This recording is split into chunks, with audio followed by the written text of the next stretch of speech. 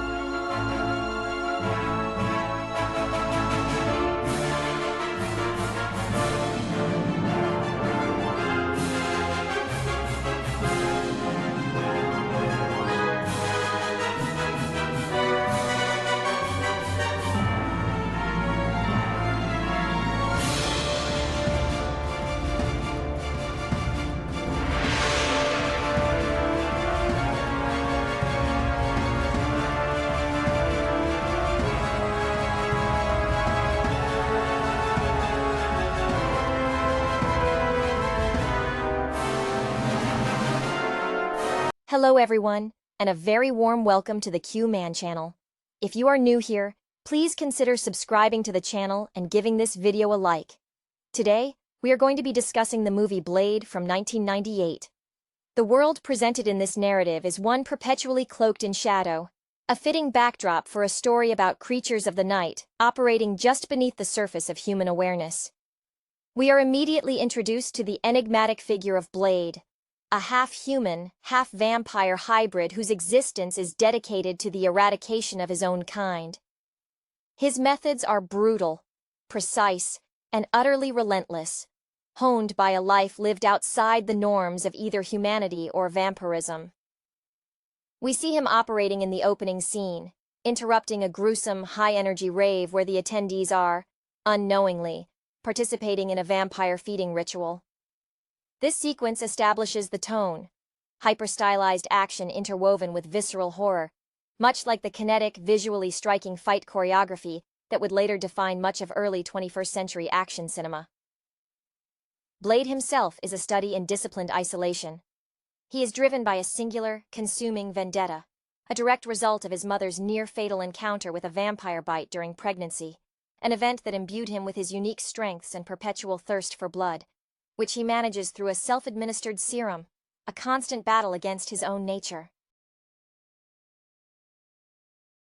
His operational base is a fortress of high-tech weaponry and specialized tools, suggesting a profound commitment to technological superiority over his supernatural adversaries. The narrative quickly draws in Dr. Karen Jensen, a medical examiner whose pursuit of an unexplained affliction among certain homicide victims leads her directly into Blade's dangerous orbit.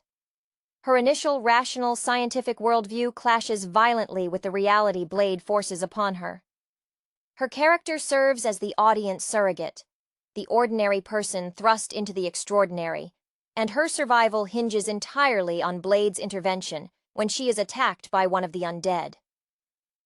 In a moment reminiscent of classic noir where the detective reluctantly takes on a partner, Blade saves her, but not before she is exposed to the vampiric element, setting her on a path toward understanding and eventual participation in his crusade. The primary antagonists are the ancient, sophisticated vampire covens who view humanity not just as sustenance, but as an established food source ripe for complete domination. Central among them is Deacon Frost, a younger, ambitious vampire who represents a dangerous evolution in their hierarchy. Frost is portrayed not as the traditional, aristocratic vampire of old literature, but as a nihilistic opportunist with aspirations beyond mere feeding. He seeks an almost godlike apotheosis. His goal is to unlock an ancient ritual, one that promises to grant him mastery over all vampires and humanity alike, essentially triggering an open war by flooding the world with the infected. Frost's character embodies a modern, almost corporate sense of ruthless ambition, contrasting sharply with Blade's almost monastic dedication to duty. Blade's arsenal and fighting style, a potent mix of martial arts mastery, espionage knowledge, and advanced weaponry, speak to a character who has meticulously prepared for this endless war. He is aided only by Whistler, his grizzled older mentor and weapons technician, whose world-weary cynicism provides necessary grounding to Blade's intense focus. Whistler's knowledge of the occult and vampire lore is encyclopedic, acting as the crucial bridge between Blade's brute force and the esoteric weaknesses of his enemies. The climax builds around Frost's attempt to complete the ritual. It becomes clear that the pure-blood vampires fear this ascension, seeing Frost as a destabilizing force even as they scorn the mortal world. Blade, with Karen Jensen's newfound scientific input on the properties of the virus, tracks Frost to his subterranean lair. The final confrontation is explosive, a battle utilizing every tool Blade possesses against Frost's emerging, terrifying power. Blade's victory is hard-won, achieved through a mixture of superior tactics and sheer unrelenting will, culminating in the fiery destruction of Frost and the disruption of his apocalyptic plan. The film concludes not with peace, but with a return to vigilance. Blade, having fulfilled his immediate objective, fades back into the shadows. The final shot implies that while one significant threat has been neutralized, the eternal war against the forces of darkness continues unabated, leaving the audience with the distinct impression that for the Daywalker, there is no retirement, only the next hunt. The opening sequence is crucial, not just for showcasing the spectacular choreography that director Stephen Norrington, having cut his teeth in visual effects and music videos, clearly prioritized, but for establishing the oppressive atmosphere. The rave, saturated in strobe lights and pulsing bass, feels like a secular altar where the innocent willingly present themselves for consumption. When Blade bursts in, clad in leather and wielding silver-tipped blades, he isn't a hero in the traditional sense. He is a force of necessary brutality. His movements are economical, almost machine-like, suggesting a man who has long since suppressed any trace of normal human sentiment to execute his mission. This almost robotic efficiency is the armor he wears against the constant internal tug-of-war instigated by his mother, Vanessa's exposure to the vampire serum, an event that gifted him eternal life tethered to a near-constant physiological battle. His sanctuary, a meticulously organized laboratory filled with UV lamps and chemical compounds, speaks volumes about his psychological state. It's a place of absolute control, a direct counterpoint to the chaos he battles daily. He isn't chasing glory. He's pursuing an almost spiritual cleansing of a world tainted by his own cursed existence. Karen Jensen's introduction is deliberately jarring. She is the embodiment of objective reality, a medical professional relying on quantifiable evidence. Her initial discovery of the victim's liquefied interiors and heightened tissue reactivity is purely diagnostic. When she encounters Blade, her confusion quickly morphs into terror, then reluctant awe. Her near-death experience at the hands of a vampire, followed by Blade's decisive intervention, a clean, swift execution that defies all her scientific training, forces a complete paradigm shift. She is not just a witness. She becomes an unwilling convert, her scientific rigor proving essential when trying to understand the mechanism of Frost's impending ascension.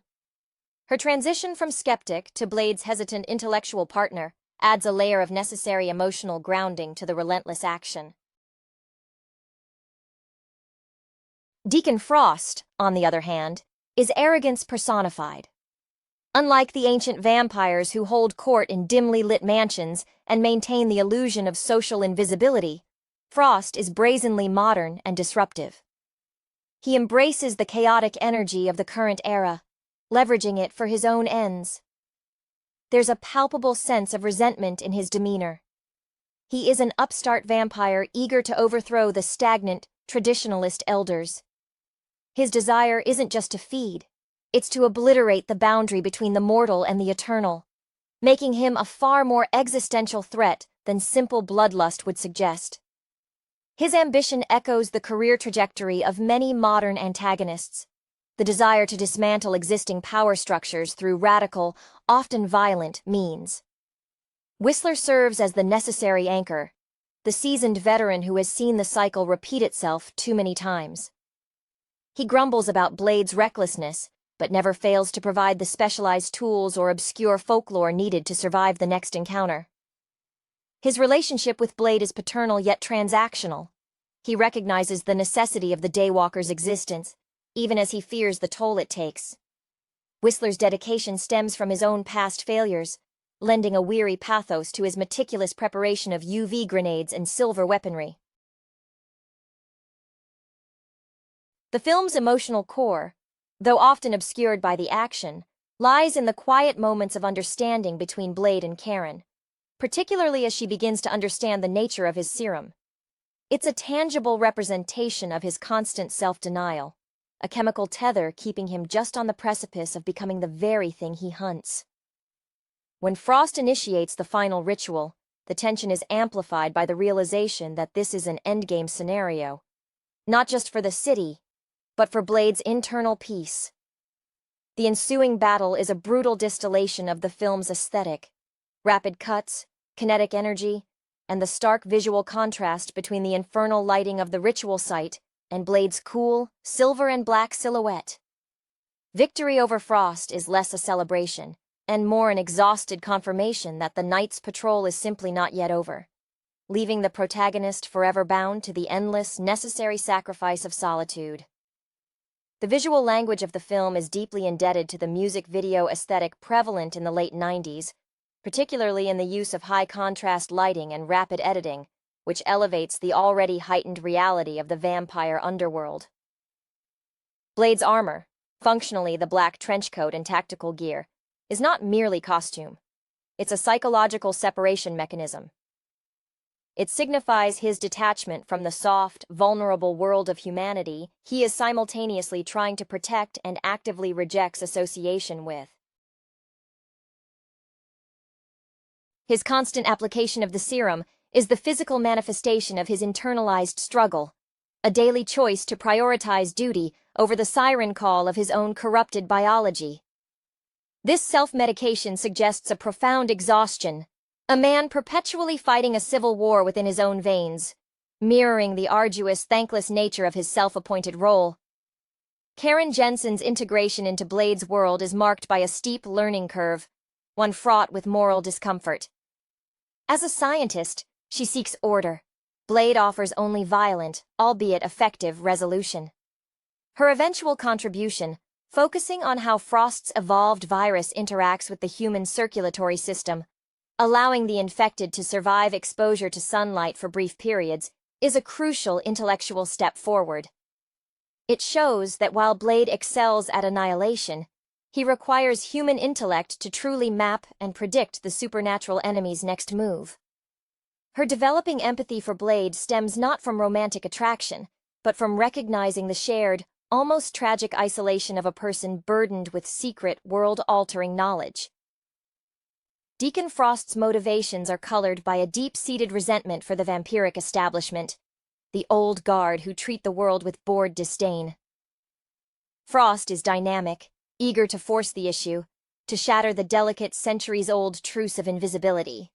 His ambition taps into a very human desire for recognition and dominance, made terrifyingly powerful by his undead state. His lair, often depicted with crude, powerful occult symbols mixed with modern industrial decay, underscores his role as a revolutionary who sees the purity of the ancient lineage as stagnation.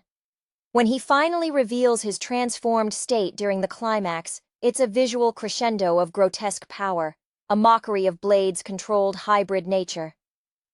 Frost has embraced his monstrosity. Blade merely manages his. Whistler's character is the repository of necessary exposition, yet his wisdom is delivered with a constant undercurrent of melancholic resignation. He has seen too many daywalkers fail, either by being consumed by the darkness or by burning out from the sheer effort of holding it back. His bond with Blade is forged in shared trauma and mutual respect for the operational necessity of their existence. When he is injured, it serves to heighten Blade's isolation, stripping away the last pretense of a normal support system and forcing Blade to rely entirely on his own razor-sharp instincts and the intellectual assistance of Karen. The final battle is less a heroic victory and more a necessary excision. Blade does not defeat Frost through a flash of inspiration, but through a methodical application of overwhelming force, capitalizing on the precise moment Frost's transformation leaves him briefly vulnerable. The destruction of Frost is visceral and final, intended to send a clear message to the remaining vampires. Interference with the natural order invites terminal reprisal. The final moments, with Blade driving off alone into the urban sprawl, are infused with the emotional weight of his Sisyphean task. There is no relief, only the immediate, grim pivot to the next location where the darkness stirs, reinforcing the notion that for the Daywalker, existence is synonymous with unending, solitary warfare. Following the fiery elimination of Deacon Frost, the narrative settles back into the cold, hard reality of Blade's ceaseless duty. The immediate aftermath of the ritual's disruption leaves the vampire world shaken, forced to reassess the threat posed by this singularly focused hunter. Karen Jensen, having survived the ordeal and witnessed the terrifying extent of the vampiric threat, faces a choice: return to the comfortable ignorance of her former life, or embrace the horrific truth and the dangerous alliances it necessitates. Her decision is implicitly made in the final moments where she is not seen retreating, but rather standing alongside Whistler, surveying the wreckage. This suggests a transition from mere scientific observer to active, albeit non-combatant, participant in the war effort, providing the necessary intelligence and human perspective that Blade, operating strictly on instinct and combat experience, often overlooks. Whistler, nursing his own weariness, undoubtedly begins cataloging the salvaged technology and analyzing the residual biochemical signatures left by Frost's failed apotheosis. For him, every victory is a temporary respite, a moment to sharpen the blades and restock the serum supplies. His demeanor remains one of guarded practicality. Sentimentality is a luxury he cannot afford, knowing that complacency is the fastest route to the grave for both him and Blade. The relationship solidifies into a necessary symbiosis.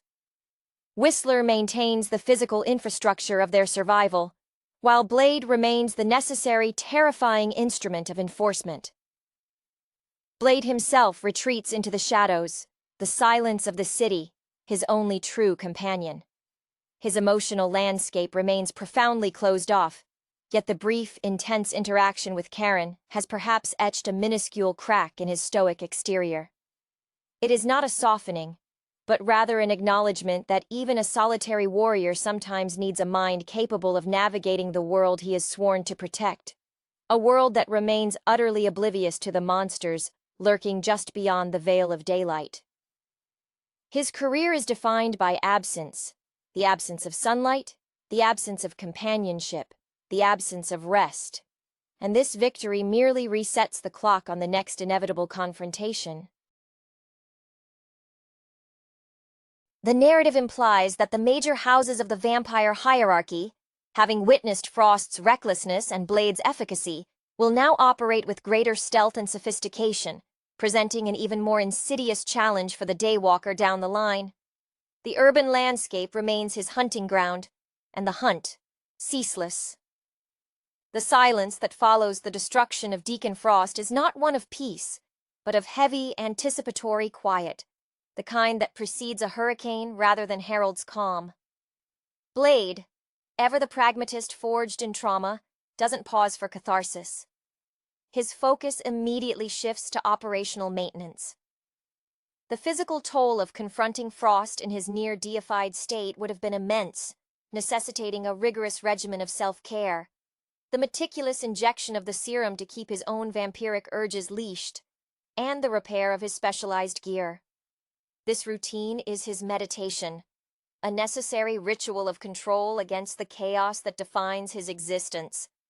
His world is one of quantifiable threats and measurable defenses. Emotional processing is a vulnerability too great to entertain. Karen Jensen's presence, though seemingly benign in the aftermath, represents a subtle, significant change in Blade's methodology. Her scientific curiosity, now fueled by first-hand horror, transforms her into an invaluable, albeit unofficial, intelligence asset. Where Whistler provides historical context and mechanical prowess, Karen offers an understanding of the evolving biology of the threat. She views the remnants of Frost's ritual not as arcane residue, but as data points, a way to scientifically map the vampire threat beyond mere folklore. Her determination to stay involved suggests a profound, almost existential need to make sense of the madness she has witnessed, binding her to Blade through shared, dangerous knowledge. She embodies the lingering human element he struggles to reconcile with his own nature. Whistler, leaning on his cane, surveys the tactical situation with the grim satisfaction of a general who has weathered a near disaster. His primary emotion is likely a weary relief mixed with immediate concern for logistics. For Whistler, the victory over Frost confirms the efficacy of their long-established operational parameters, validating decades spent tracking and researching these creatures. He understands, perhaps better than anyone, that the elder vampires will view Frost's overreach as a dangerous lesson, not a defeat of their entire order. They will adapt. This realization prompts a renewed intensity in his work, sourcing rarer materials, refining weapon tolerances, and perhaps even delving into darker, more obscure texts in anticipation of the next, inevitably more cunning foe. His gruff mentorship towards Karen is laced with a protective instinct, recognizing that bringing another human into this sphere endangers them, but understanding that Blade's crusade requires a wider network, even if that network operates entirely in the gray margins of society. The underlying tension remains the nature of Blade himself.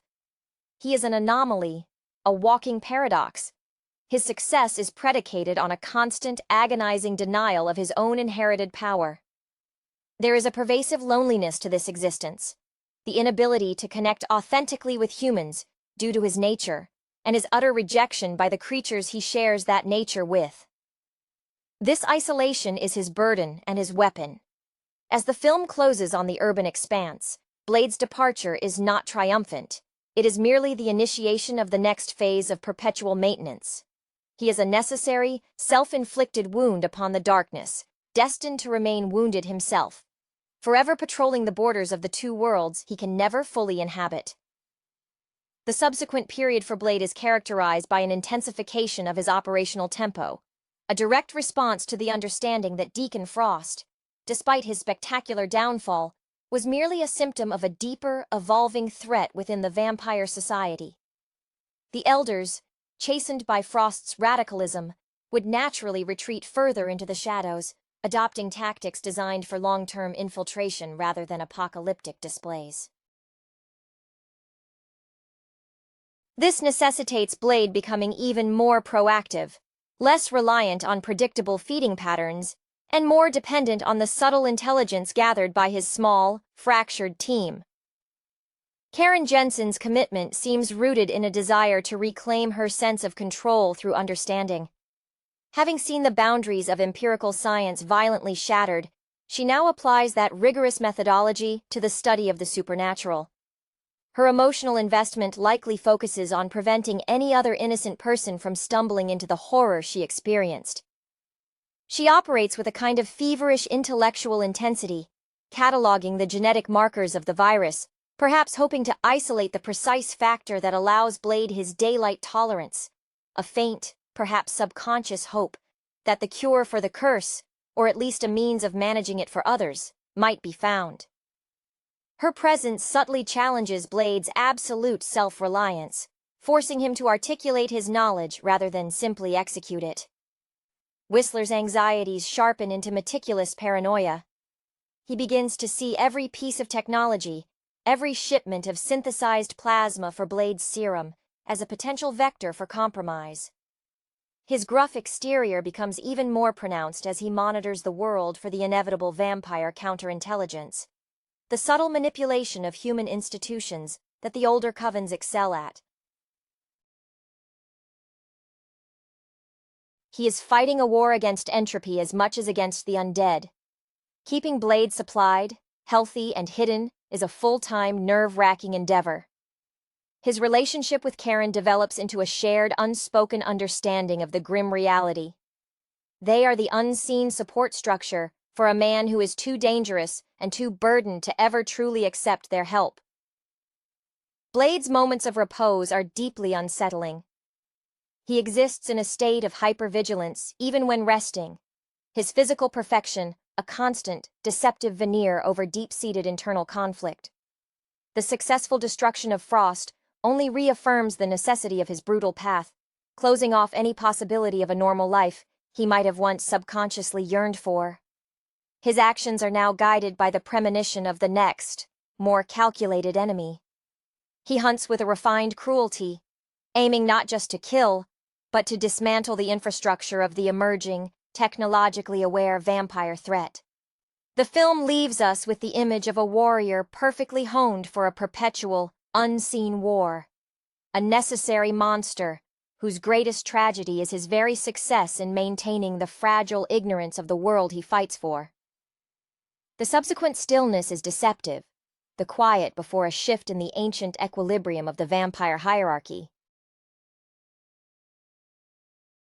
Having witnessed Frost's explosive failure, the remaining vampire leadership, the true aristocracy who rely on centuries of ingrained secrecy and manipulation, will undoubtedly become more conservative and insidious in their operations. They understand now that overt displays of power invite annihilation from the Daywalker.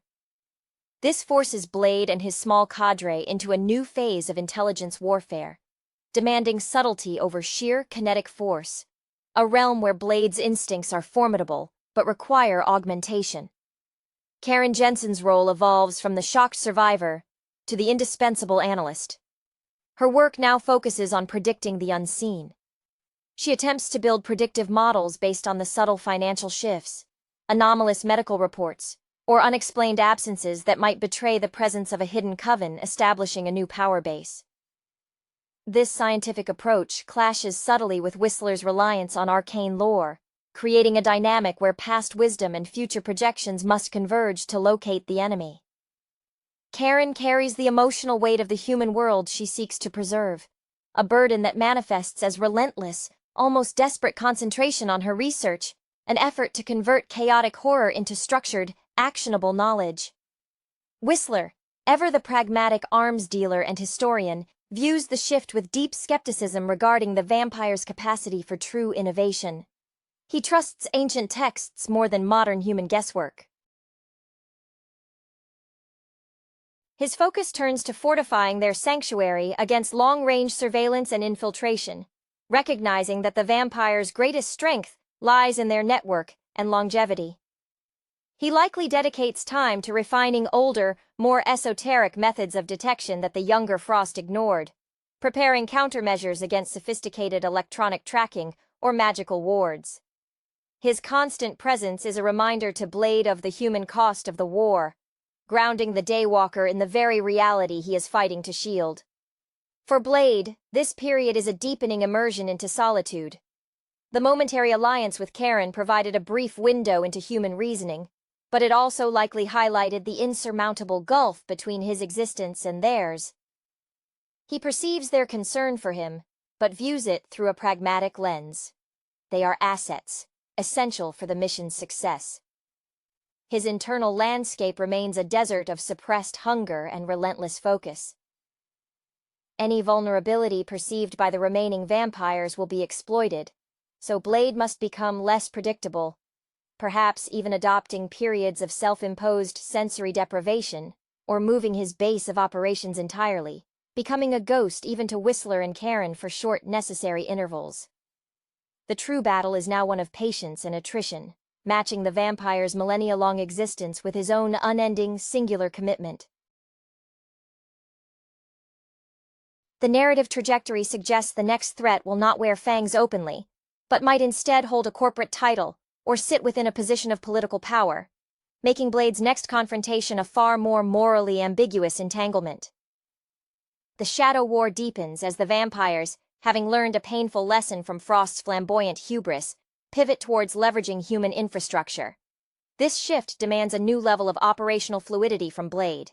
He must now navigate urban landscapes not just as a battlefield, but as a chessboard where the pieces are politicians, financiers, and media figures, all unknowingly serving the undead agenda.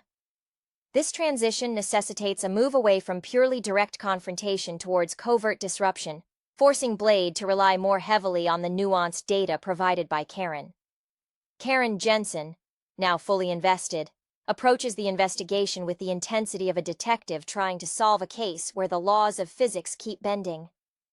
She pores over financial data, looking for unexplained capital movements or sudden land acquisitions that suggest a hidden vampire stronghold being established beneath the guise of legitimate business ventures. Emotionally, she walks a tightrope, driven by purpose, yet constantly aware that every step further into this world risks her complete assimilation or destruction. She recognizes Blade's necessary ruthlessness, but her very presence pushes him toward a micro level of consideration for human collateral damage, a nuance he rarely affords himself. Whistler finds himself grappling with the limitations of his traditional knowledge base. The old grimoires rarely accounted for shell corporations or digital currency. His reaction is to double down on his engineering expertise, developing new miniaturized surveillance countermeasures and silent entry tools that can bypass modern security systems designed to thwart human intruders, not a half-human assassin. His grumbling takes on a sharper edge of anxiety. He worries less about traditional vampire weaknesses and more about the risk of Blade being tracked by satellite or high-tech security grids. He views Karen with cautious approval, seeing her scientific mind as the necessary evolution of their defense, a modern shield to complement Blade's timeless sword. For Blade, the adaptation is internal as much as external.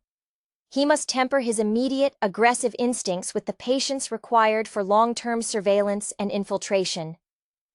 This constant restraint is taxing. Every moment spent observing instead of attacking is a small victory for the hunger inside him. The serum injections become more frequent, the dosage perhaps increasing as the internal pressure mounts. The emotional landscape remains barren, but there is a subtle shift in his dynamic with Karen.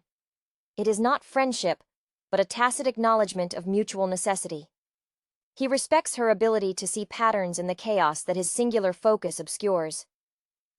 The film suggests that this phase of the war will be a grueling marathon, testing not just Blade's physical limits, but his capacity to maintain his humanity, or what little of it remains, while fighting a foe that has perfected the art of blending in. The fight continues, now fought in the fluorescent glare of corporate offices as much as in the dark alleys. The relentless pace of clandestine operations begins to take its toll, visibly etched onto Blade's physique, which remains impossibly fit but carries the strain of perpetual alertness. His movements, while still lethal, carry a fractional hesitation now, born not of doubt, but of the necessary mental calculations required to operate within densely monitored human environments. He is learning to fight smarter, leveraging the blind spots in modern societal surveillance that the ancient vampires exploit. His leather uniform, once a statement of defiance, now serves a more practical purpose: durable, low-profile tactical gear that blends into the shadows of the city's underbelly without drawing undue attention from the technological eyes of the state. Karen's research yields its first tangible results. perhaps identifying a pattern in the sudden acquisition of obscure, high-grade metallurgical components. Materials Whistler requires for specialized, silver-based weaponry designed to defeat modern vampire defenses, which likely involve reinforced structures or specialized biological dampeners, evolved since Frost's time. Karen finds herself growing increasingly comfortable in the morally gray area of espionage, utilizing her former credentials to access restricted databases, effectively becoming a digital assassin in support of Blade's physical work. There is a quiet respect developing between her and Blade, founded not on shared trauma, but on shared competence. She sees his commitment as absolute, and he recognizes her sacrifice in abandoning a world of predictable truths. Whistler, driven by the ever-present threat of discovery, becomes obsessed with redundancy.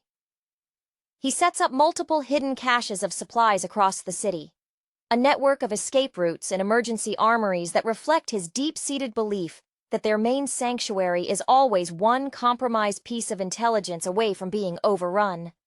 His temper shortens when dealing with human inefficiency or bureaucratic obstacles, which he views as voluntary blindness that aids the enemy. He occasionally speaks cryptically to Blade about the nature of the serum, warning that even chemically managed vampirism carries an unseen evolutionary cost, a slow erosion of the soul that even the Daywalker cannot fully arrest. The emotional core of this stage is Blade's increasing reliance on an almost telepathic synchronization with his team. He doesn't need to verbally communicate complex strategies. A glance toward Whistler signals the need for a specific explosive charge, or a slight pause in his movements indicates he is waiting for Karen's digital confirmation of a clear path. This synergy is built on life-or-death necessity, a bond forged in high-stakes scenarios, yet it remains fundamentally impersonal. Blade remains an island, his dedication to the crusade his only true companion. The overarching feeling is one of mounting pressure, the sense that the vampires are coalescing into a new, far more entrenched power structure, preparing for a long siege against humanity, with Blade as the only weary sentry on the wall. The mounting pressure begins to manifest in subtle breakdowns within the trio's carefully constructed operational facade. Blade, while outwardly performing at peak capacity, experiences increasingly intense sensory overload in environments saturated with large concentrations of unknowing humans. The very populations he is protecting become a source of painful, distracting noise. His internalized battle against the bloodlust intensifies, evidenced by longer periods spent in his subterranean workshop, applying the serum with almost desperate frequency. He occasionally suffers brief fugue states during combat, moments where his training overrides conscious thought, leading to minor tactical inefficiencies that only Whistler's sharp observation catches. This suggests that the suppression method, while effective, is reaching its biological limit under sustained stress. Karen, meanwhile, begins to show signs of deep psychological fatigue. Her scientific detachment erodes as the sheer volume of calculated human misery she uncovers, the victims of long-term vampire financial manipulation or quiet subjugation, weighs heavily on her conscience. She starts injecting an element of personal risk into her surveillance, moving from pure data analysis to physically confirming key infiltration points, driven by a need to physically confront the abstract evil she is quantifying. This proximity to danger forces Blade to expend energy protecting her in ways that deviate from his core mission of vampire eradication, subtly drawing resources away from the main front. Whistler, noticing the strain on both his operatives, dedicates himself to designing a more potent, perhaps less volatile, stabilizing agent to supplement Blade's serum. His work becomes clandestine even within their sanctuary, reflecting his fear that Blade's reliance on the synthesized compound is creating an unforeseen dependency or long-term degradation. He views the mission through a lens of paternal duty mixed with scientific dread, knowing that if the serum fails, or if Blade is separated from it for too long, the resulting transformation would make him the ultimate, unstoppable enemy. Whistler's paranoia is now directed inward as much as outward, Can he truly control the weapon he maintains? The narrative leans into the quiet horror of their isolation. They are succeeding in keeping the vampires hidden, but in doing so, they are ensuring that the world remains oblivious to the danger, trapping themselves in a permanent state of unseen conflict. The next confrontation is implied to be less about a singular villain and more about dismantling an entire insidious system, a structural rot within civilization itself. Blade stands at the precipice, his formidable skills sharpened to a razor's edge, yet burdened by the knowledge that the very nature of his survival ensures he will never truly belong to the world he saves. The only certainty is, the next dawn will bring only the need for better armor and stronger chemical restraints. The pressure cooker environment inevitably leads to a crisis of trust and control. When the next vampire threat emerges, it is not a creature of raw aggression like Frost, but one employing psychological warfare, targeting the known weaknesses of the hunter and his support system. This enemy likely manages to compromise a piece of Whistler's meticulously engineered security, not through brute force, but through subtle electronic sabotage or the manipulation of an unwitting human contact. The resulting infiltration of their sanctuary would be devastating, forcing a realization upon Blade. His fortress of solitude is no longer secure, and his reliance on his specialized team is now a liability the enemy has exploited. Whistler, often depicted as the unbreakable rock of cynicism, suffers the most direct emotional blow. Having his operational domain violated, his safe haven breached by the very creatures he dedicated his life to cataloging, would induce a period of intense self-recrimination and recklessness. He might react by advocating for an immediate, violent, retaliatory strike, abandoning strategic patience for raw vengeance, perhaps utilizing a new, highly dangerous piece of weaponry developed in secret, one whose deployment risks exposure to the wider human population. His character arc here hinges on his willingness to accept that his meticulous analog approach to defense is insufficient against a digitally aware, highly adaptive enemy. Karen's reaction is characterized by intense, analytical problem-solving under duress. If the breach involved digital means, she becomes the primary defense, working frantically to scrub data, isolate compromised systems, and trace the intrusion back to its source.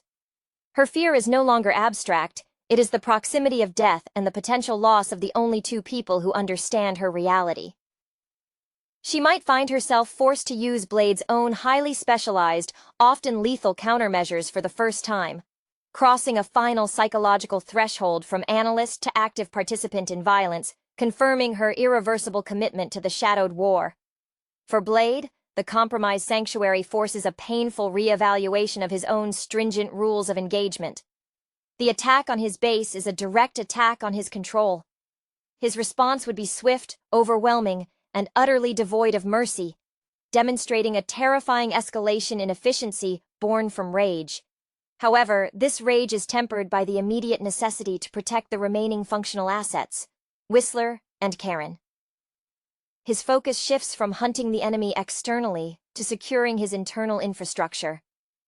This forces a rare moment of vulnerability where he must explicitly rely on Karen's technical skill to recover essential data, or on Whistler's specific knowledge to neutralize a complex trap left behind. The film emphasizes that while Blade is the superior fighter, true survival in this new phase of warfare requires the synthesis of their disparate skills, even if that synthesis feels like a profound compromise to his solitary nature. The ultimate victory in this sequence will be achieved through synchronized effort, solidifying their bond not as friends, but as components of a necessary, singular weapon system against a foe that understands coordination better than they anticipated. The aftermath of the sanctuary breach leaves the trio scattered, operating on sheer adrenaline and fractured intelligence. The attack served as a devastating confirmation of the vampire's evolving strategy. Instead of confronting the Daywalker head-on, they targeted the systemic weaknesses of his support network. The violation of their carefully constructed isolation breeds a cold, simmering fury in Blade. a sensation he rarely allows to manifest but which now fuels his movements with terrifying precision. He is no longer just hunting. He is systematically dismantling the infrastructure that allowed the attack to occur, treating every vampire involved as a critical point of failure in the enemy's network. Whistler, stripped of his fortress and his sense of absolute control, embodies bitter, focused resilience. His usual grumbling is replaced by a stark, survivalist efficiency.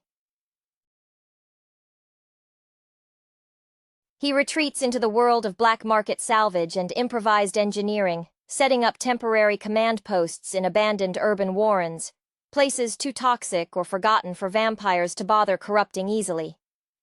His fear manifests as hypervigilance regarding Blade's health. He obsessively tracks the last known doses of the stabilizing serum, knowing a prolonged separation in the field could turn their greatest asset into their deadliest liability. Whistler sees the breach as his failure, a testament to his analog methods being outpaced, leading him to reluctantly seek Karen's input on encrypted communication channels and digital counter-surveillance techniques, swallowing his pride for tactical necessity. Karen Jensen finds herself thrust into the role of the field operative, her scientific objectivity tempered by the visceral understanding of what happens when the defense fails. She is no longer merely analyzing data from a safe distance. She is actively decrypting codes under fire, using makeshift equipment cobbled together from stolen hospital tech and Whistler's salvaged components. Emotionally, she experiences a paradoxical sense of belonging. In the normal world, she was an isolated professional. Here, her unique knowledge is vital for survival. This connection is not built on shared smiles or comfort, but on the shared, cold understanding of mutually assured destruction should they fail. She moves with a newfound, brittle confidence, the weight of potential failure hardening her resolve. Blade's dynamic with the team shifts from grudging tolerance to intense, almost symbiotic reliance. His efficiency skyrockets when his team is executing their specialized roles flawlessly. He operates with the assumption that the enemy is always one step ahead digitally, relying on Karen to predict the electronic ambush, and on Whistler to provide the specific, customized ordnance needed for the next engagement. Yet, this reliance creates a profound internal conflict. He views every risk taken by Karen and Whistler as an unacceptable strain on his control, reinforcing his belief that his solitude was the only true defense. The ultimate irony is that in becoming a more complex, multifaceted fighting unit, they become more visible to the ancient, patient enemy. The film emphasizes that their next victory must be achieved by using their integrated skills to strike at the heart of the vampire leadership, forcing a confrontation where pure combat prowess might finally overwhelm their enemy's newfound sophistication. The 1998 film, Blade, directed by Stephen Norrington and starring Wesley Snipes, arrived at a pivotal moment, bridging the gap between gritty 1990s action cinema and the burgeoning superhero blockbuster aesthetic that would dominate the next 2 decades. Its success was less about reinventing the comic book movie, though it certainly injected a much-needed dose of R-rated violence and style, and more about perfectly realizing a specific, brooding protagonist in a hyper-stylized Gothic urban landscape. Wesley Snipes' portrayal of Eric Brooks, the half-human, half-vampire daywalker, is central to the film's enduring appeal. Snipes, already established as a formidable screen presence through martial arts action flicks, like Passenger 57 and Demolition Man, brought an inherent physicality and inherent cool to the role. His background in various martial arts disciplines translated into a fluid, efficient fighting style that perfectly suited the character's need to move silently and strike decisively against his supernatural foes. Brooks is not a caped crusader. He is a weaponized survivor, haunted by his lineage and driven by a singular, almost obsessive need for eradication. This internal turmoil, often conveyed through Snipes' stoic intensity, grounds the otherwise outlandish premise in a relatable, albeit extremely dark, sense of purpose. The narrative structure owes a clear debt to established neo-noir and vampire mythologies, yet it filters them through a late 90s lens saturated with industrial aesthetics and rave culture. The initial sequence, the blood-soaked rave where Blade exacts justice upon a nightclub full of vampires, immediately establishes the film's tone. Kinetic, stylized violence set against throbbing electronic music. This scene is crucial because it immediately positions Blade outside the norms of both human and vampire society, cementing his isolation. The film's exploration of vampire society, overseen by the ancient and aristocratic Deacon Frost, Stephen Dorff, attempts to inject a layer of modern corporate menace into the traditional hierarchy. Frost is ambitious, aiming not just for dominance but for an apotheosis, an integration with the ancient chthonic entity, La Magra. Dorff plays Frost with a nihilistic, almost bored malice that contrasts sharply with Blade's focused rage. While Frost sometimes verges on being a standard movie villain, his ultimate goal, to transcend the limitations of vampirism through a perverse form of rebirth, provides the necessary high-stakes objective that forces Blade into direct confrontation. Equally important is the supporting cast, particularly Dr. Karen Jensen, played by N'Busha Wright. As the resourceful hematologist pulled unwillingly into Blade's world, Jensen serves as the audience surrogate, asking the necessary questions about the rules of this secret war. Her transformation into a potential ally, marked by her own near-infection and subsequent adaptation, mirrors Blade's own state of existing between worlds, though her path is one of reluctant acceptance rather than eternal warfare. Her presence humanizes the relentless pursuit, providing a fragile anchor to the world Blade is trying to protect. Technically, Blade is a triumph of early digital effects blended seamlessly with practical stunt work. The choreography, involving katanas, stakes, and an array of custom-made weaponry, is sharp and impactful. Director Norrington, whose background included television work and the ambitious but flawed Mary Shelley's Frankenstein, managed to impose a consistent visual language on the film. The color palette favors deep blacks, harsh neons, and metallic sheens, creating an urban environment that feels perpetually nocturnal and dangerous. The film understands the inherent drama of shadows. Blade, the Daywalker, thrives in the darkness he fights against, utilizing his curse as his primary weapon. Furthermore, the film deftly handles the concept of the Blood Pack, the human collaborators who serve the vampires, touching on themes of infiltration and betrayal that resonate beyond simple horror tropes. It suggests that the greatest threats often wear human faces, a commentary that feels particularly sharp given the era's anxieties. Ultimately, Blade succeeded because it treated its source material with seriousness while embracing its inherent pulp energy. It established a unique cinematic universe, grimy, fast, and impeccably cool, that laid essential groundwork for subsequent comic book adaptations. It recognized that for a character defined by eternal combat, stylish execution is not merely ornamentation. It is the substance of his existence. The atmosphere engineered in Blade is one of perpetual, stylish dread, a mood deeply embedded in Wesley Snipes' physical embodiment of the title character. Snipes' dedication to embodying the character's internal conflict is palpable. He rarely wastes a movement or a line of dialogue. His costuming, the black leather trench coat, the utility harness, the sunglasses even in dimly lit underground lairs, is less fashion statement and more functional armor for a man who cannot afford weakness. This stoicism is not just a performance choice. It stems from the character's core tragedy. He cannot truly connect with humanity due to his condition, nor can he join the vampires who sired him. His life is an endless, lonely crusade, making every flicker of vulnerability, such as his slight hesitation when Dr. Jensen first offers medical assistance, feel like a major narrative event. Deacon Frost, in his pursuit of La Magra, serves as a dark mirror to Blade. Where Blade manages his cursed existence through discipline and self-denial, Frost revels in his power and seeks ultimate transcendence by merging with the primal darkness. Stephen Dorff's performance captures the petulant entitlement of a young predator who has tasted power and now demands everything. Frost is characterized by a manic, unpredictable energy that contrasts sharply with Blade's disciplined fury. His opulent, yet decaying, lair environments reinforce the idea that the vampire elite, despite their wealth and longevity, are ultimately stagnating, obsessed with rituals that Blade seeks to permanently end. Frost's desire to shed the limitations of being merely a powerful vampire, to become something truly elemental, injects a philosophical underpinning to the ensuing violence.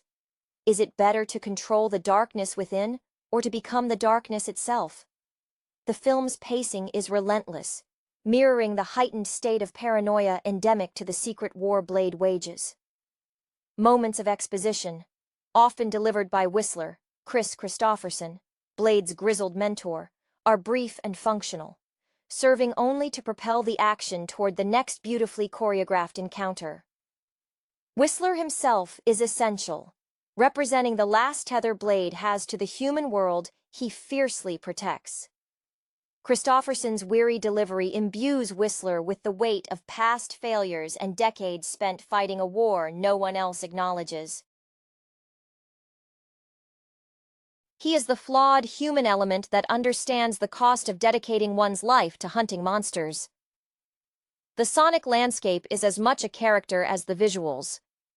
The reliance on powerful, driving electronic music during action sequences emphasizes the film's late 90s setting and its roots in underground culture. When Blade descends into a vampire stronghold, the transition from silence or brooding ambiance to deafening bass underscores the sensory overload that characterizes Blade's existence, a life lived perpetually on the edge of chaos. This combination of high-octane sound design and stylized violence was instrumental in setting the template for comic book movies that followed, proving that visceral, adult-oriented action could coexist with fantastical source material without sacrificing narrative coherence or visual flair. Blade understood that its hero operated outside the daylight, and its entire aesthetic mirrored that necessity for shadow and speed. The persistent gloom that permeates Blade is intrinsically linked to the character's psychic isolation, a theme deeply explored through Snipes' meticulous physicality. When Blade moves, there is an efficiency that speaks to years of self-imposed penance. Every block, every swipe of the katana is economical, lacking the flourish of a showman. This speaks volumes about his emotional landscape. He is a man for whom violence is not catharsis, but maintenance. Consider the scenes where he must interact with Dr. Jensen after saving her. His discomfort with intimacy, with the simple act of conversation outside the context of survival, reveals the scars left by a life defined by perpetual vigilance. He is trying to protect humanity, yet he can never fully rejoin it, a predicament that gives weight to his otherwise superhuman capabilities. The dynamic between Blade and Frost is perhaps the film's most potent emotional engine, despite the stoicism enveloping the Daywalker. Frost embodies the temptation of embracing the curse entirely. His transformation into a monstrous, though still aesthetically pleasing entity as he nears communion with La Magra is visually and emotionally seductive, the ultimate giving in to primal urges. Dorff projects an unsettling arrogance, the belief that his intelligence elevates him above mere feeding. He views vampirism not as a curse, but as a poorly managed evolutionary step, and his desire to become the ancient god is the megalomania of a privileged creature bored by immortality. This stark contrast, Frost seeking total absorption into the darkness while Blade meticulously carves out a small pocket of light through targeted destruction, drives the film's central conflict far beyond simple good versus evil. Whistler's role as the paternal grounding force cannot be overstated. He represents the necessary human cost of this secret war. His injuries, his gruff refusal to accept Blade's self-sacrificial tendencies, illustrate the emotional labor required to keep Blade operational. When Whistler is bitten and subsequently chooses to take the cure, It's a moment heavy with unspoken acknowledgement. He understands the alternative. Becoming one of the hated is unacceptable for someone so deeply invested in Blade's mission.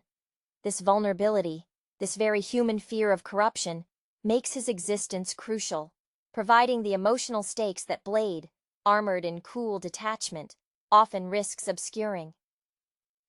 The film's stylistic choices were a direct inheritance from the visual language of the late 1990s, a fascination with slick, high-contrast digital environments that rejected the earth tones of earlier action films. The use of CGI, particularly in rendering the blood spray and the grotesque forms of the more ancient vampires, aimed for hyperreality within the fantasy setting. Even the choreography, while heavily reliant on Snipes' martial prowess, incorporated the quick-cut editing style popular in contemporary action cinema, ensuring the violence felt immediate and overwhelming. This aesthetic choice wasn't just for show, it underscored the film's core theme. Blade is an anomaly, a creature existing in the harsh, artificially illuminated edges of the human world, fighting monsters who embody the very ancient shadows that modern society pretends do not exist. Blade manages to be both thrillingly kinetic and deeply melancholic, a perfect synthesis of superhero angst, delivered via an R-rated gothic techno-thriller. The film's finale, centered around the subterranean confrontation with La Magra, functions as a necessary ritualistic purging for Blade. Having spent the entire narrative hunting the established hierarchy, Blade is forced into a direct engagement with the source of the affliction itself. The visuals in this final sequence shift subtly. The slick, urban neon of the preceding acts gives way to more organic, cavernous dread, emphasizing the ancient, primordial nature of the evil Frost attempts to harness. When Blade finally confronts the pulsating ethereal form of La Magra, the fight is less about martial skill and more about imposing order upon utter chaos. Blade's victory is achieved not by overpowering the ancient entity in a traditional sense, but by utilizing the very serum that keeps him alive, a human adaptation of vampire biology, to disrupt the communion. This resolution reinforces the central metaphor of the film. Blade's entire existence is a precarious balance achieved through continuous, painful adaptation. He cannot defeat the supernatural threat by becoming purely human, nor can he succumb to the overwhelming allure of vampiric power. His survival mechanism is the serum, the controlled infection, which places him in perpetual opposition to both sides. This makes his final moment of quiet, solitary departure, walking back into the anonymity of the city before dawn, a profound statement. There is no fanfare, no triumphant acceptance by the human world he saves. There is only the continuation of the mission. The lasting impact of Blade on the subsequent trajectory of comic book cinema cannot be overstated. It proved that films based on relatively obscure third-tier comic properties could achieve massive commercial success if presented with absolute stylistic confidence and an unyielding commitment to a mature rating. It established the viability of the dark, street-level vigilante aesthetic that paved the way for characters like Batman in later, more psychologically complex adaptations. Furthermore, the film's integration of martial arts choreography with supernatural action provided a blueprint for future action heroes whose credibility depended on believable, visceral combat, rather than just superior technology or inherent superpowers. Blade carved out a space where the supernatural horror genre could wear the armor of a modern action movie, ensuring that even in its quieter moments of introspection, the film hummed with the dangerous energy of an eternal hunter walking the razor's edge. The enduring power of Blade resides precisely in its refusal to offer true resolution for its protagonist. Unlike many superhero narratives that conclude with integration or acceptance, Blade's final moments underscore his eternal damnation by necessity. His solitude is not a temporary state endured before a triumphant team-up. It is the baseline of his reality. When he walks away from the carnage, the implied emotion is not relief, but the acknowledgement that the clock resets instantly. He has excised a cancer, but the organism itself remains infested, requiring his constant surveillance. This uncompromising viewpoint, that the war against the darkness is endless and isolating, is what grants the film its unique gravitas within the blockbuster landscape. Moreover, the film subtly comments on the nature of heroism itself. Blade is effective because he operates without the ethical constraints that burden conventional heroes. He does not seek to reform the vampires. He seeks genocide against them. This brutal pragmatism, born from profound trauma and biological mandate, appeals to a contemporary audience weary of moral ambiguity in their saviors. His actions are justified not by law or public approval, but by sheer survival instinct shared with the species he protects. Snipes' performance sells this necessity. When he delivers a decisive blow, there is no joyous triumph, only the grim satisfaction of a job completed efficiently, leaving behind the mess for others, namely, the authorities who will never understand the true nature of the threat, to clean up. The specific, niche world-building also contributed significantly to its success. The intricate detail provided by Whistler about the taxonomy of vampires, their rituals and their hierarchies, the sheer amount of lore that exists just beneath the surface of the ordinary world, made the film feel deep rather than flimsy. It suggested a mythology so vast that Blade's current battle was merely one skirmish in an eons-long conflict. This grounding in established, albeit fictional, academic study elevates the narrative above simple monster-of-the-week fare. It implies that this subterranean war has been waged by generations before Whistler and Blade, cementing the feeling that the Daywalker is both a reluctant inheritor and a vital, if temporary, guardian of the fragile human peace. His legacy, then, is not one of fame, but of ensuring the sun continues to rise over a world blissfully unaware of the true cost of that light. The film's deliberate aesthetic, saturated with the visual language of late 90s subcultures, plays a crucial role in cementing Blade's outsider status. The perpetual twilight setting, whether the rain-slicked streets or the industrial interiors, mirrors the character's own liminal state. The technology displayed, while cutting edge for the time, is always utilitarian, designed solely for the hunt. Consider the UV light grenades or the specialized wooden stakes. These are tools of necessary savagery, contrasting sharply with the aristocratic decadence that Frost and his council embody. This juxtaposition highlights the socio-economic divide inherent in the vampire mythos, updated for the modern era. The old guard clinging to Baroque pretension, while Blade utilizes the brutal efficiency of contemporary black market hardware. Furthermore, the film masterfully avoids turning Blade into an aspirational figure in the traditional sense. He is aspirational only in his capability and his unwavering focus. Audiences admire his power, but they do not necessarily wish to inhabit his life. This distance is maintained by the narrative's refusal to allow him true connection. Dr. Jensen's tentative emotional reach is met with professional detachment. Even Whistler, his only true confidant, communicates mostly through tactical updates or weary warnings. This emotional restraint is the price of survival. Any attachment becomes a vulnerability that the ancient, relentless enemy can exploit. Snipes conveys this tragedy not through weeping or overt despair, but through subtle tightening around the jawline or the slight delay before he responds to a human overture, a moment where the Daywalker weighs the risk of exposure versus the fleeting benefit of camaraderie. Deacon Frost's ambition to become La Magra also serves as a critique of unchecked modern capitalism and hubris, masked in supernatural terms. Frost is not content to simply rule. He wants to transcend the physical plane entirely, a vampire CEO aiming for godhood. His casual cruelty, particularly toward the lower-caste vampires who fail him, reflects a ruthless corporate culture where expendability is normalized. Blade, in destroying Frost's ascension, isn't just saving the world from vampires. He is preemptively terminating a catastrophic, hostile takeover bid of reality itself.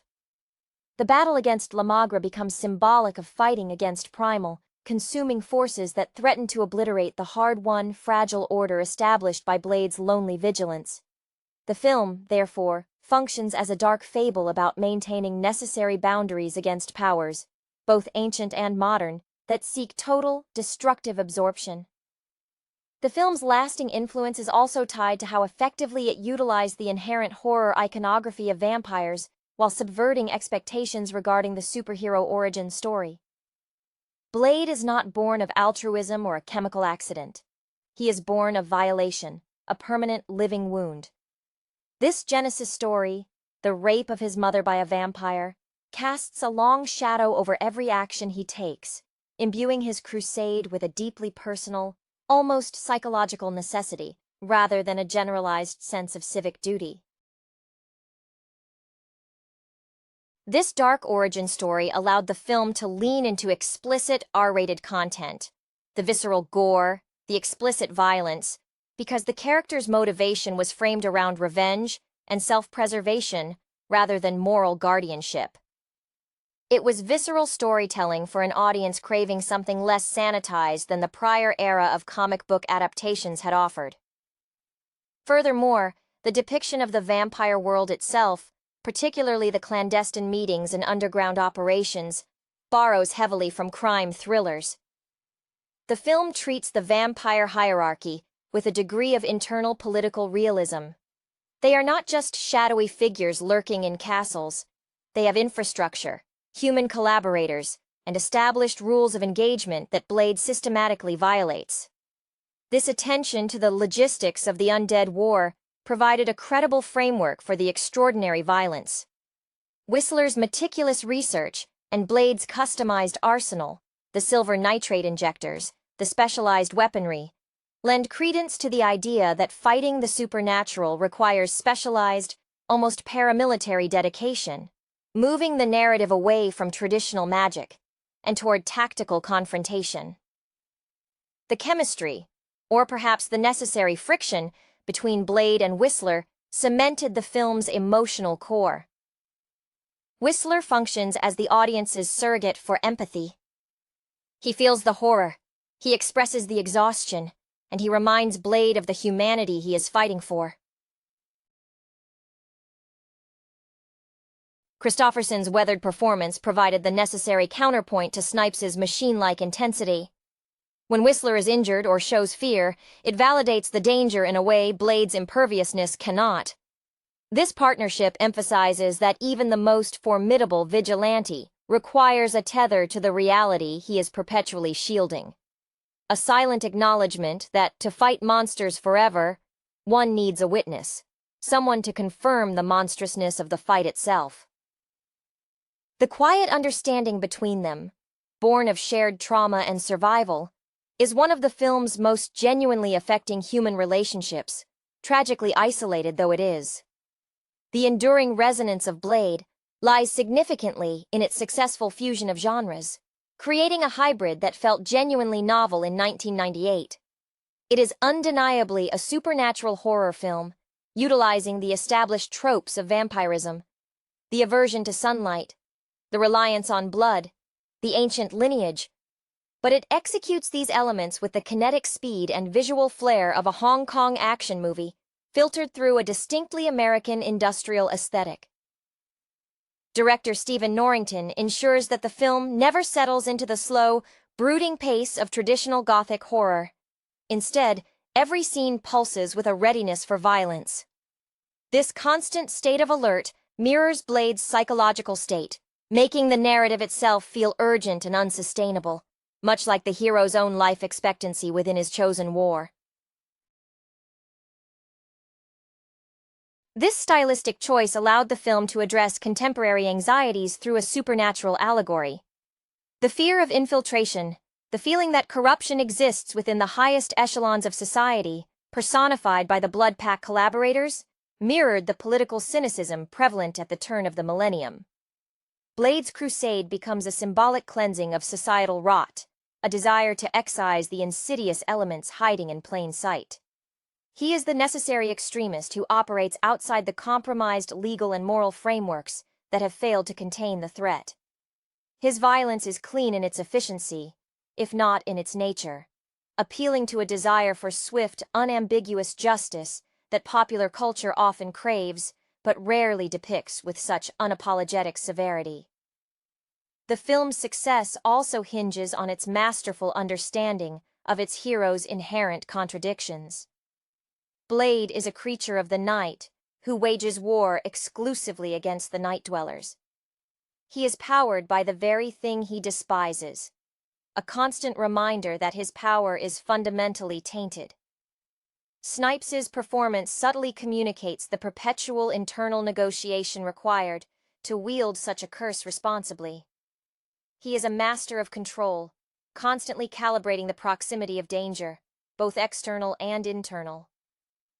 This self-mastery, contrasted sharply with Deacon Frost's descent into utter abandon, provides the film with its crucial ethical spine. Blade does not revel in his power. He merely endures it as the required tool for his solitary duty. Finally, the legacy of Blade is inextricably linked to its casting triumph.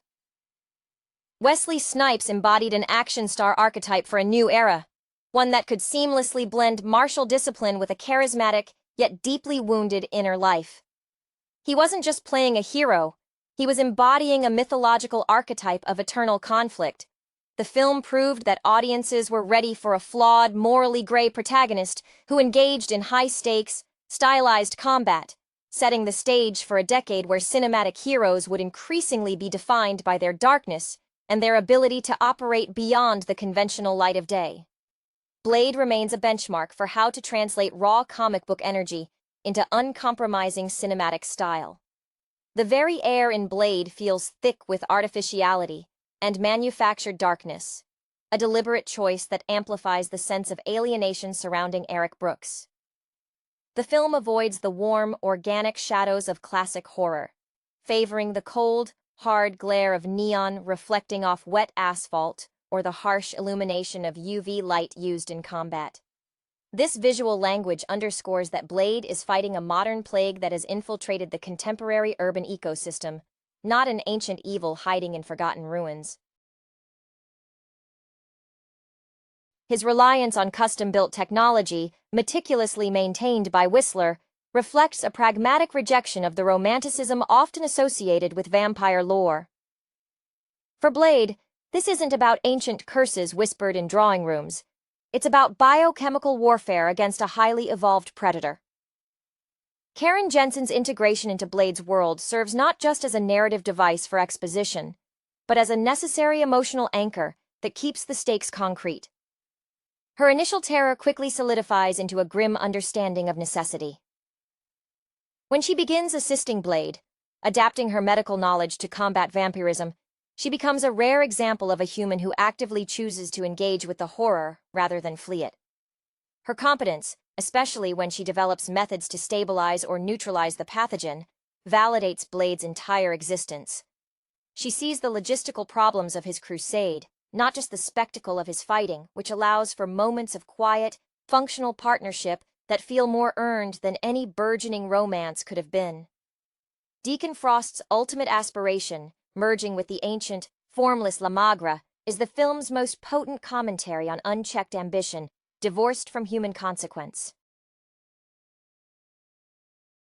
Frost's disdain for the traditional vampire hierarchy, his belief that the centuries-old council is weak and stagnant, mirrors real-world narratives of disruptive figures seeking to overthrow established norms regardless of the ensuing devastation. His final transformation is intentionally grotesque and abstract, moving beyond the sleek, controlled evil of his human form into something primal and overwhelming. This forces Blade into a truly desperate posture, demanding a solution that transcends mere superior weaponry. Blade's victory over La Magra is therefore a victory for controlled, focused existence over chaotic, consuming power, a philosophical statement delivered through a massive explosion of unholy energy. Even the minor characters reinforce the insular nature of Blade's reality. Quinn, the sadistic vampire lieutenant, is depicted with a level of casual brutality that solidifies the vampires as predators without conscience. making Blade's relentless pursuit feel ethically unambiguous from the audience's perspective. These characters are not given deep motivations. They exist to demonstrate the horror Blade is eliminating. This streamlined focus ensures that the audience remains entirely committed to the Daywalker's perspective. Blade is fundamentally a film about a man burdened by a unique biological imperative, and every design choice, every line of dialogue, serves to reinforce the gravity and loneliness of that solitary fight against an enemy too numerous and too hidden for anyone else to effectively challenge. The meticulous craftsmanship applied to the film's action sequences is what truly elevated Blade beyond standard genre fare and provided the framework for countless action films that followed. Wesley Snipes, drawing upon his extensive training in various martial arts, delivered choreography that emphasized speed, lethality, and practicality. Unlike the more overtly theatrical movements seen in contemporaneous martial arts cinema, Blade's fighting style is economical. Every pivot, every parry, is designed to conserve energy for the next critical strike. This precision is crucial because Blade operates without superpowers that allow him to withstand sustained punishment. His survival hinges on never being caught flat-footed. The use of the katana, while visually striking, is presented not as an affectation, but as the most efficient tool for cleanly severing the undead. This kinetic realism is contrasted sharply by the supernatural element of the vampires themselves. When they are injured, the reaction is often explosive and messy. The UV light flash and subsequent incineration are spectacular visual payoffs that satisfy the horror core of the premise. The editing during these fights is fast, yet remarkably clear. Director Norrington ensures that despite the speed, the audience can track the cause and effect of the combat, a directorial maturity that was often lacking in the era's more chaotic action edits. The sound design supports this perfectly. The snap of the leather, the whoosh of the sword, and the synthesized score blend into a relentless auditory assault that mirrors the constant high alert Blade maintains. The character of Whistler, as the grizzled human anchor, provides the essential emotional texture lacking in Blade's own demeanor. Kris Kristofferson plays Whistler not as a typical comic relief sidekick, but as a weary veteran who has paid a heavy price for his dedication. His occasional bursts of anger or despair feel earned, rooted in years of witnessing horrors that have left him physically and emotionally scarred. His injury and subsequent near turn highlight the precariousness of their shared existence.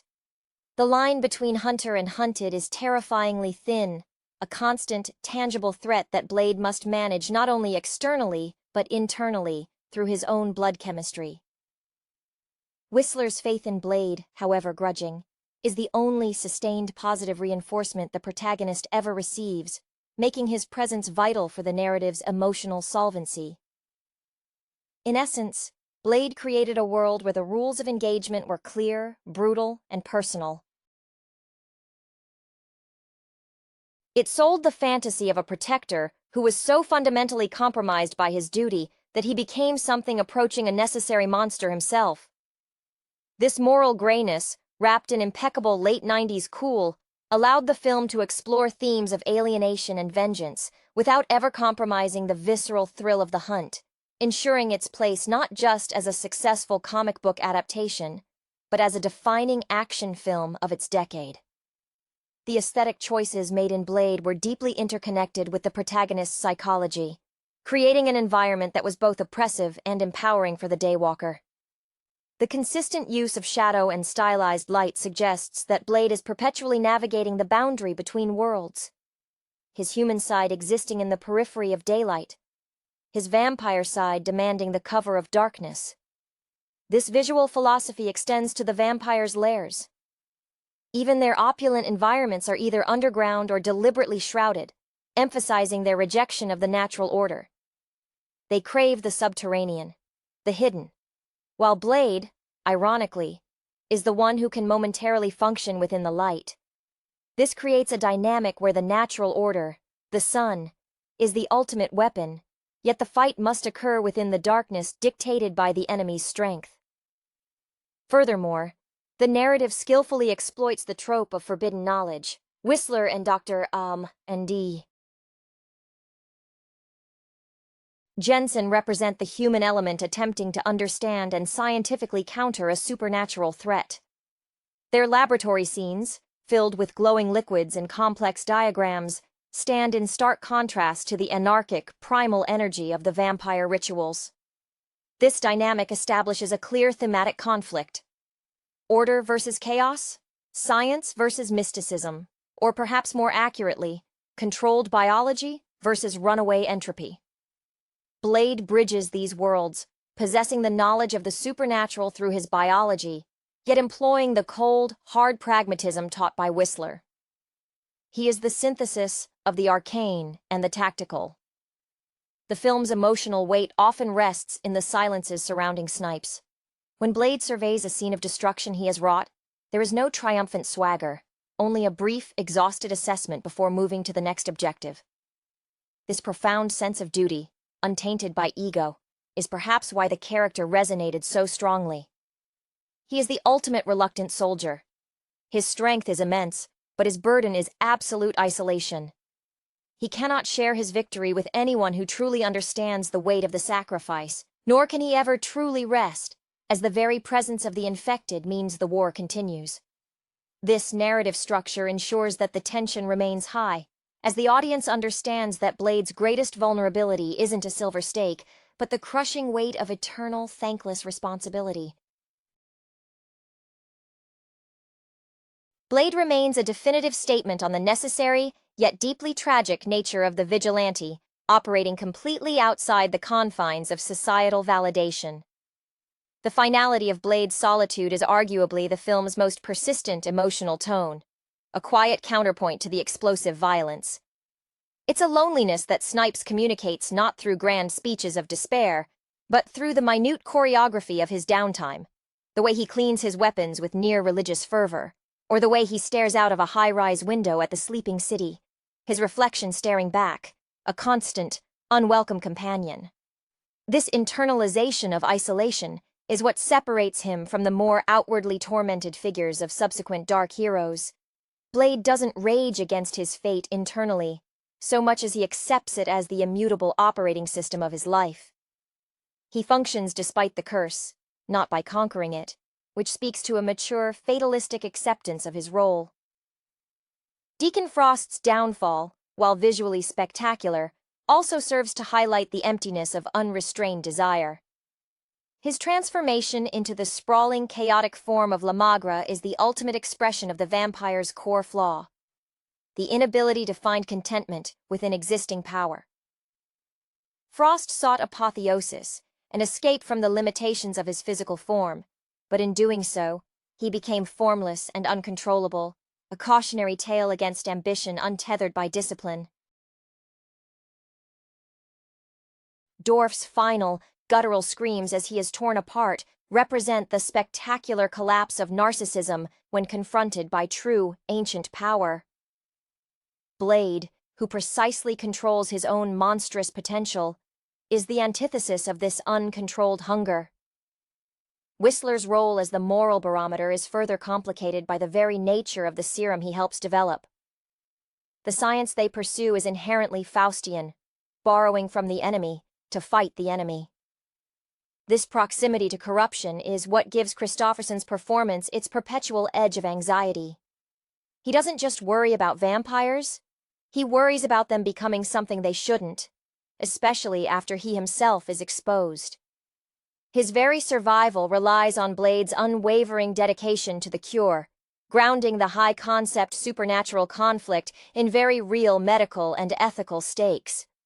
He is the human conscience that ensures Blade remains a protector of humanity, rather than just another, more specialized predator. The film's deliberate use of underground rave culture and aggressive electronic music was more than just a stylistic flourish signaling the late 90s.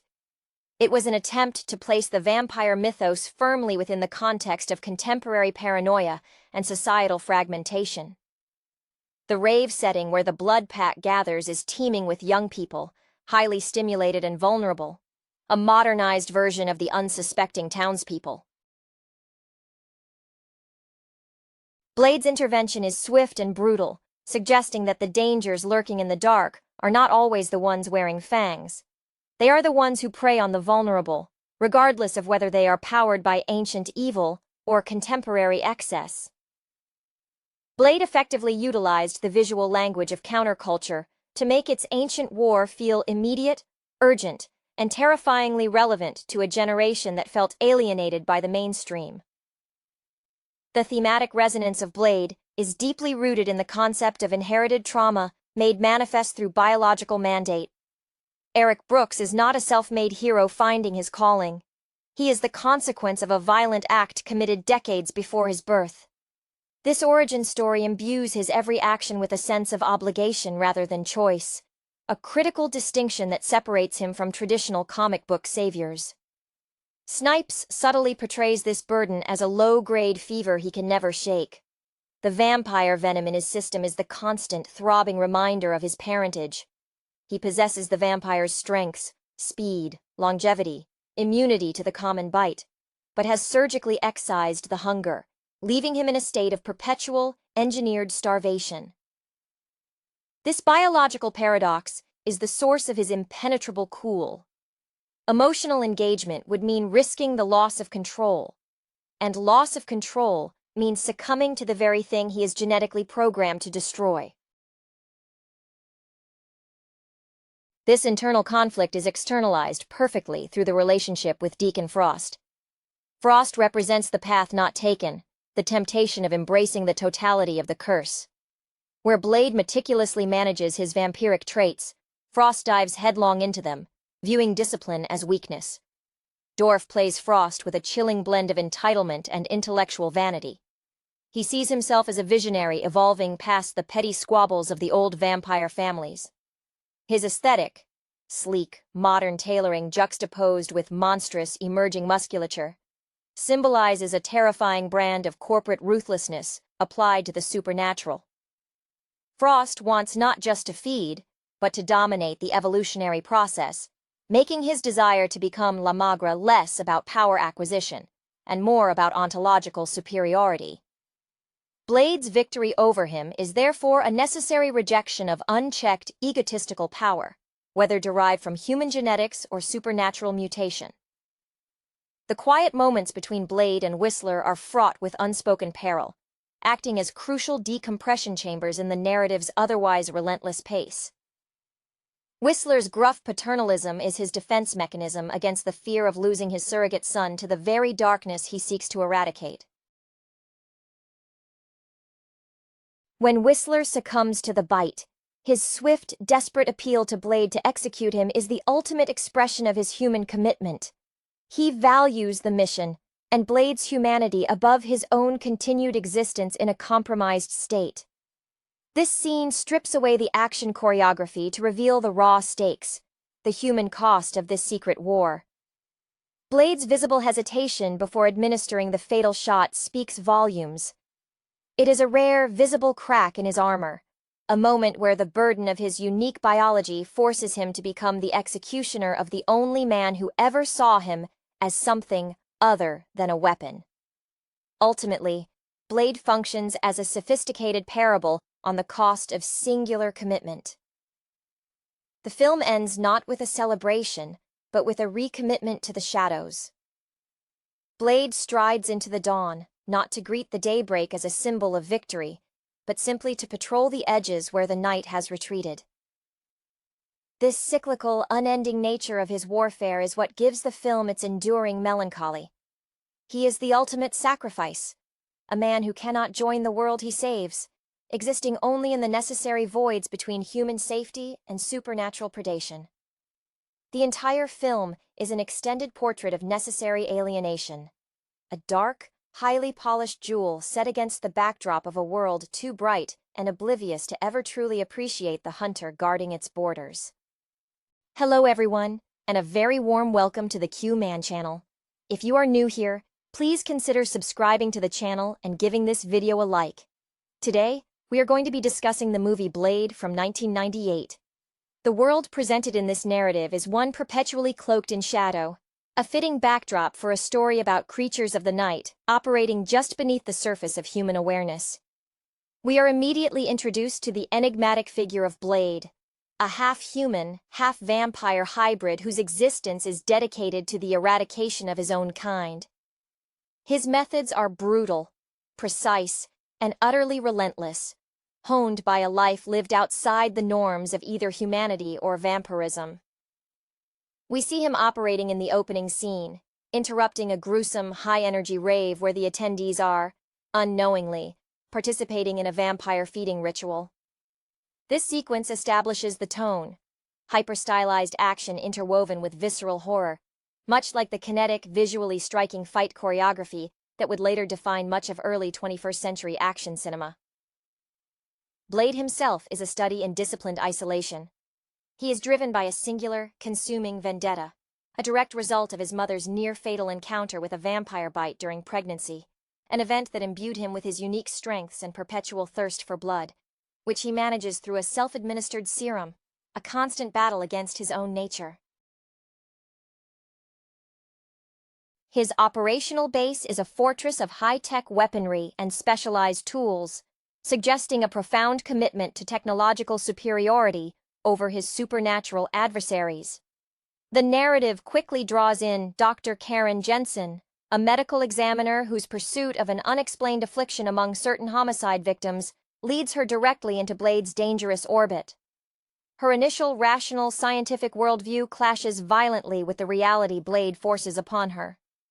Her character serves as the audience surrogate, the ordinary person thrust into the extraordinary, and her survival hinges entirely on Blade's intervention when she is attacked by one of the undead.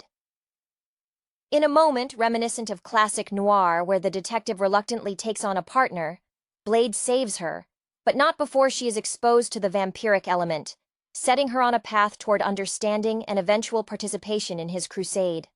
The primary antagonists are the ancient, sophisticated vampire covens who view humanity not just as sustenance, but as an established food source ripe for complete domination. Central among them is Deacon Frost, a younger, ambitious vampire who represents a dangerous evolution in their hierarchy. Frost is portrayed not as the traditional, aristocratic vampire of old literature, but as a nihilistic opportunist with aspirations beyond mere feeding. He seeks an almost godlike apotheosis. His goal is to unlock an ancient ritual, one that promises to grant him mastery over all vampires and humanity alike, essentially triggering an open war by flooding the world with the infected. Frost's character embodies a modern, almost corporate sense of ruthless ambition, contrasting sharply with Blade's almost monastic dedication to duty. Blade's arsenal and fighting style, a potent mix of martial arts mastery, espionage knowledge, and advanced weaponry, speak to a character who has meticulously prepared for this endless war. He is aided only by Whistler, his grizzled older mentor and weapons technician, whose world-weary cynicism provides necessary grounding to Blade's intense focus. Whistler's knowledge of the occult and vampire lore is encyclopedic, acting as the crucial bridge between Blade's brute force and the esoteric weaknesses of his enemies. The climax builds around Frost's attempt to complete the ritual. It becomes clear that the pure-blood vampires fear this ascension, seeing Frost as a destabilizing force even as they scorn the mortal world. Blade, with Karen Jensen's newfound scientific input on the properties of the virus, tracks Frost to his subterranean lair. The final confrontation is explosive, a battle utilizing every tool Blade possesses against Frost's emerging, terrifying power. Blade's victory is hard-won, achieved through a mixture of superior tactics and sheer unrelenting will, culminating in the fiery destruction of Frost and the disruption of his apocalyptic plan. The film concludes not with peace, but with a return to vigilance. Blade, having fulfilled his immediate objective, fades back into the shadows. The final shot implies that while one significant threat has been neutralized, the eternal war against the forces of darkness continues unabated, leaving the audience with the distinct impression that for the Daywalker, there is no retirement, only the next hunt. The opening sequence is crucial, not just for showcasing the spectacular choreography, that director Stephen Norrington, having cut his teeth in visual effects and music videos, clearly prioritized, but for establishing the oppressive atmosphere. The rave, saturated in strobe lights and pulsing bass, feels like a secular altar where the innocent willingly present themselves for consumption. When Blade bursts in, clad in leather and wielding silver-tipped blades, he isn't a hero in the traditional sense. He is a force of necessary